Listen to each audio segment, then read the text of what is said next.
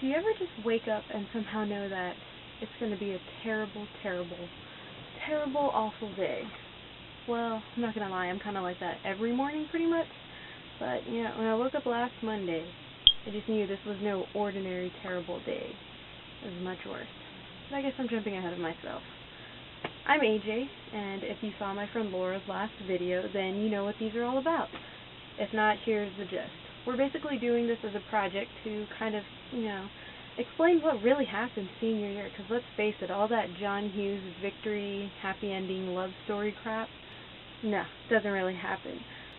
Well, at least so far it hasn't happened, but I guess we'll see as the year keeps going. And then after we graduate, we're going to use these videos as a way to, keep in touch with each other, the other members of Treesome and Company, because, let's face it, people drift apart after high school. Back to last Monday. Those of you who are, fairly smart enough have figured out that I am talking about the first day of school, the first day of my senior year. So congratulations to those of you who actually figured it out, and to those of you who didn't, I blame the education system. So this past summer, I didn't do anything at all. I just kind of stayed in my room and, abused the internet with my very presence daily. People probably thought that I had, died or been kidnapped or, some secret witness protection program, or I'd run off to New York and become a professional bum. But really, nothing that interesting happens to me. So naturally, when I was forced to return to school, I was outraged. I mean, livid. Yeah, there were so many people there, the classrooms and the hallways were so crowded, and I don't like anybody. I just kind of hate's a strong word. Let's just say I just strongly dislike just about every single other person on this planet that is not me or somebody that I have known for years and understands my hatred for them. Everybody kept, bumping into me and touching me unintentionally, and it's just like, no touchy, no touch. I didn't think it was that much to ask for, and I almost broke down and cried from how much I hate people. That should kind of tell you what kind of person I am. And I learned that about myself this summer from staying by myself so much, that I like it. I don't like people. I like being alone. At least my classes aren't so bad this year. I have a colloquium class, which is strictly for GT people. And I'm using GT, gifted and talented students here, as a euphemism for, at one point in our lifetime, our parents all had us tested because they thought there was something wrong with us. We're just not normal. So I have that. I have aquatic sciences, drawing, photography, creative writing. This semester, next semester I'll have psychology, and then I have French 3, so pretty easygoing schedule. I think my counselor hates me though, because one of my classes is just full of the preppiest, perkiest people in the world, and let's face it, I'm not a perky person, and I don't have a very high tolerance for people who are perky. You think I'm kidding you, but I literally walked in on the first day of school into this massive sort of a hug orgy, and, okay, I'm going to do the voice that I hate to do, but I pretty much walked in on, oh my god, I'm your brother, what's up? I didn't even know a person's voice could be that high-pitched so consistently. I mean, I'm not saying that I have, the deepest voice in the world, but that's just unrealistic, I guess. So as I'm walking through class trying to get to my desk, my first thought is, dear Lord, whatever I did, I am so sorry, but please, why this punishment? Why couldn't I, just, have tea with, I don't know, Hitler or Satan or somebody? Why this punishment specifically? Yeah, that was pretty bad. The sad thing is that at one point or another, I actually talked to these people. But before middle school, before everybody turned into a bunch of jerks, we actually communicated. That happens, I guess. Thank God for art class, though. I mean, after that, I thought that I was going to have an aneurysm or something from the squeals and the mindless chattering. But when I walked into the art room, it was just like, oh, cue the heavenly choir. The lights were dimmed, everybody was kind of doing their own thing. I sat down, some random girl sat next to me, and she was just like, hey. So, I nodded and I went, hey, and that was it. Silence. And I loved it, because that's all that was necessary. No extra blah.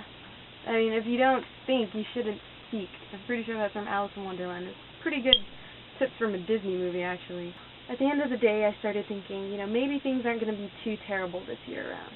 The good and the bad, they're kind of canceling each other out, and it's leaving a nice neutral atmosphere. I like this. This is okay. It's comfortable. At this point, life was kind of like, oh, AJ, what, you're, fine with what's going on around you? Hold on a sec, let me fix that for you. The entire summer, we were in this major drought. I live in Texas. It doesn't rain very much, but this first day of school, after the bell rang and we all went outside to go catch our buses to go home, the storm of the century has to hit.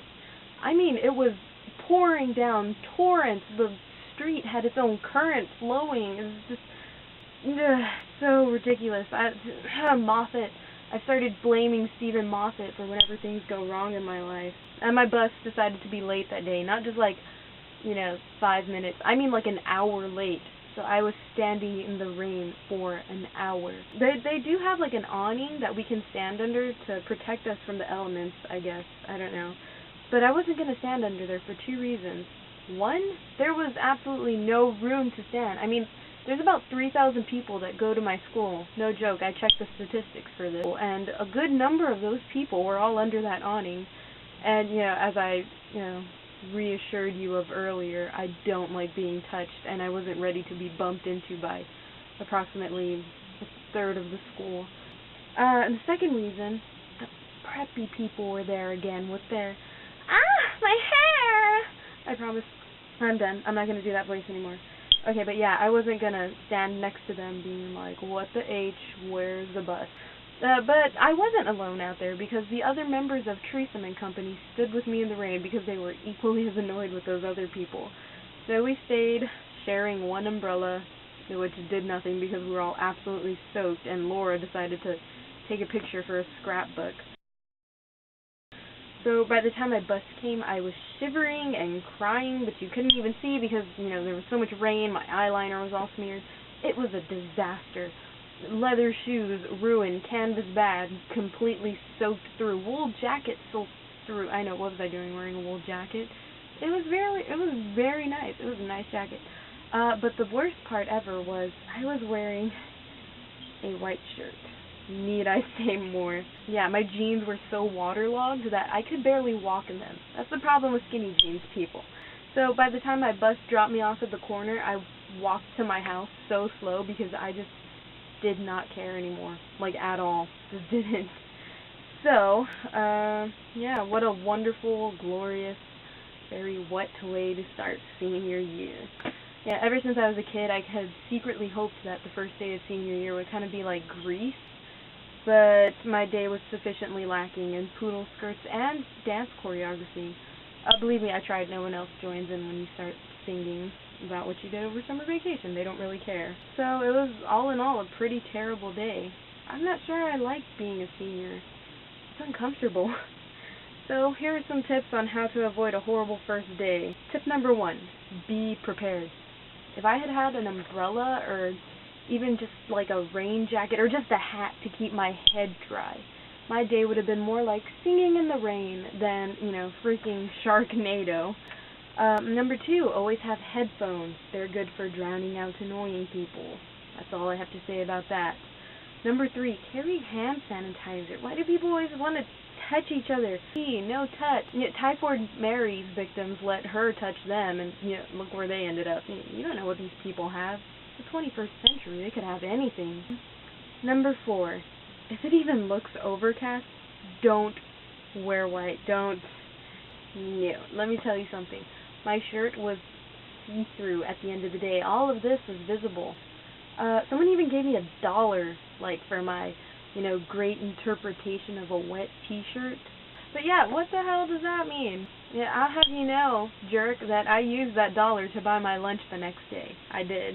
So there you have it. Sorry it's kind of long. I promise there's so much more that I can complain about, but, I could sit and talk to this camera for hours. It doesn't interrupt me like annoying, stupid people. So, adieu. Sayonara, suckers. Merry Christmas, you filthy animal, and a Happy New Year, too. That's enough. I'm gonna